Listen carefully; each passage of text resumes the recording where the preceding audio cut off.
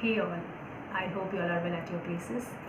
आप सभी अच्छे हैं और स्वस्थ हैं अपने घर में, यही आशा रखकर मैं आपके सामने एक छोटी सी मोटिवेशनल स्टोरी लेकर आई हूँ। ये स्टोरी है एक फिशरमैन और उसकी वाइफ की। एक मछुआरा होता है और उसकी वाइफ के साथ एक दिन वो दोनों प्लान करते हैं कि चलिए हम फिशेस पकड़ने चलते हैं, let's go for fishing in the sea.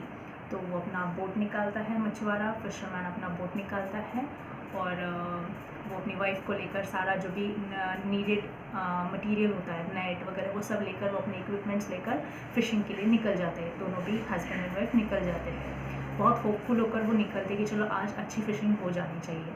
तो वो लोग दोनों भी जाते हैं, बोटिंग करते करते सी में जाते हैं एंड जितना उन्होंने एक्सपेक्ट किया होता है उससे कुछ ज़्यादा ही फिशेस उनकी नेट में आ जाती है। तो इसके लिए वो बहुत ज़्यादा हैप्पी भी हो जाते कि चलो wow, that's a great news कि हमने जितना सोचा था उससे कुछ ज़्यादा ही मिला है।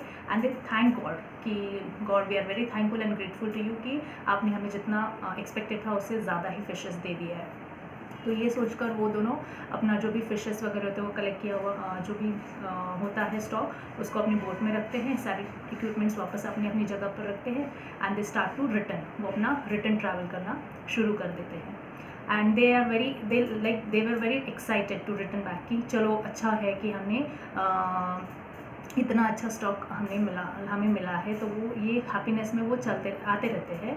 सो ड्यूरिंग दैट पीरियड उनकी जर्नी में होता यूँ है, अचानक से वो जो समंदर होता है उसमें बहुत तेज़ तूफ़ान आता है, स्टॉर्म, ठीक है, बहुत हवा तेज़ चलती है, तेज़ हवाइयाँ चलती है और उस वजह से होता क्या है ना कि समंदर का जो पानी होता है उसकी बड़ी बड़ी लहरें उठती है, बहुत बड़ी बड़ी लहरें उठती है। वो एकदम से उनकी बोट के ऊपर से ऐसे उठ के उड़ती रहती है, लाइक वो उछलती रहती है। वो जो लहरें होती है, जो वेव्स रहती है, like huge waves are created there.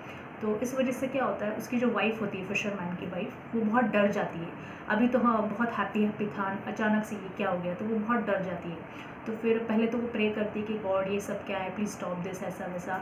लेकिन वो जो स्टॉर्म है वो बढ़ता ही जाता है, ठीक है, वो बढ़ता ही रहता है, उसका वो समंदर का पानी बहुत तेज़ होता रहता है। उनका जो बोट है वो भी एकदम शेक करने लगता है, ठीक है, लाइक अ शिवरिंग पर्सन, वो शेक होता रहता है। तो उसका दिल और भी ज़्यादा घबराता है कि बाप रे अब ये क्या है, शायद हम बचेंगे नहीं। ये अलग अलग उसके नेगेटिव थॉट्स शुरू हो जाते हैं उसके दिमाग में। और वो देखती है कि सामने उसका जो हस्बैंड बैठा रहता है, उसके चेहरे पे ज़रा भी टेंशन नहीं होता है, वो बल्कि स्माइल करता रहता है, ऊपर देखता है, यहाँ वहाँ देखता है कि कैसा तूफान उठ रहा है, बस नॉर्मली वो लेता है एकदम शांति से वो बैठा होता है, उसको कोई भी ऐसा टेंशन उसके चेहरे पे दिखता नहीं है।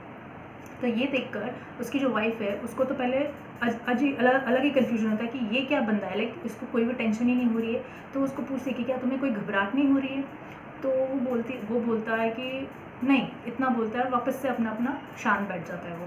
तो फिर उसको गुस्सा आता है उसकी वाइफ को कि ये कैसा पर्सन है कि इतना कुछ तूफान उठ रहा है, शायद हम यहाँ पे मर सकते हैं, हमारा आखिरी मोमेंट हो सकता है और इस बंदे को कोई टेंशन ही नहीं है और ये कुछ कर भी नहीं रहा है इस तूफान से बचने के लिए।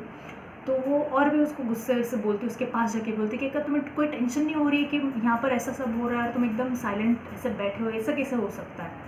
तब वो इंसान अपनी वाइफ को देखता है, वो जो फिशरमैन होता है उसके अपनी वाइफ को देखता है और वो जब एकदम उसके पास होती है तो उसके पास एक नाइफ़ होता है, चाकू, ठीक है, एक खंजर होता है, चाकू होता है उसके पास। तो वो सीधे उसके गले पर रख देता है, वो फिशरमैन वो वाइफ के उसके गले पे वो नाइफ़ को रख देता है और बोलता है कि क्या अभी तुम्हें डर लग रहा है। तो वो वाइफ उसको देखकर स्माइल करती है, वो बोलती है कि नहीं मुझे डर नहीं लग रहा।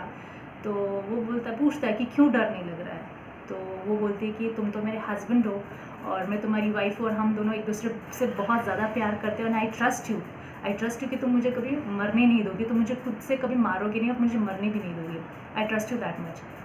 तो जब हस्बैंड ये सुनता है तो हस्बैंड बोलता है कि येस एग्जैक्टली दैट स्माइल। वो बोलता है कि जब तुम्हें मुझ पर इतना विश्वास है, उससे भी ज़्यादा विश्वास मुझे अपने परमेश्वर पर है, जिसने हमें बनाया है, जिसने हमें रचा है। क्या वो हमें इसी तरह से आसानी से मरने देगा।